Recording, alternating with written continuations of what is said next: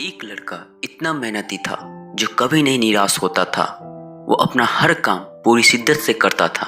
उसने अपनी पढ़ाई पूरी कर ली थी। वह जानता था कि जीवन के उस सपने को पूरा करना है तो जो मैंने सोच रखे हैं उसके लिए हार्ड वर्क करना ही पड़ेगा, चाहे कुछ भी हो जाए। नो एक्सक्यूजेज, कोई भी बहाना नहीं, करना है तो करना है।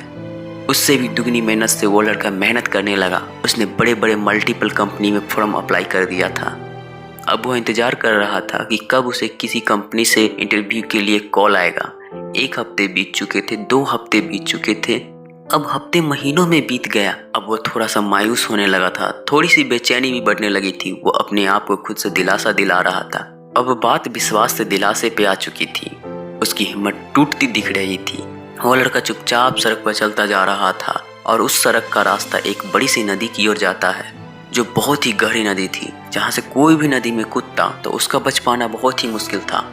वह लड़का मन बना चुका था, अपने जीवन के उस नदी के पानी से मारने की कोशिश की, लेकिन तभी पीछे से एक आवाज आती है, रुको बेटा, रुको बेटा, तुम्हारा कॉल लेटर आया है इंटरव्यू के लिए। वह जो आदमी था उस लड़के का पिता था। उसके पिता ने उससे पूछा, तुम यहाँ क्या कर रहे हो? वह लड़का कुछ नहीं बोलता है। उसकी आंखों से आंसू आने लगे थे। तब उसके पिता उसके पीठ पर हाथ रख के थपथपा कर कहता है कि मैं तुम्हें एक कहानी सुनाता हूँ, जब भी निराश हो तो इस कहानी को याद कर लेना।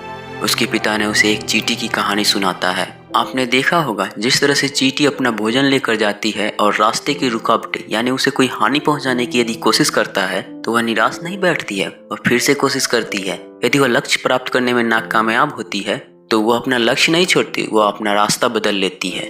लक्ष्य तक पहुंचने के लिए और अपने जीवन में बढ़ने के लिए उस छोटी सी चींटी में इतना तो साहस होती है, वह हार नहीं मानती। तो तुम क्यों हार मानते हो?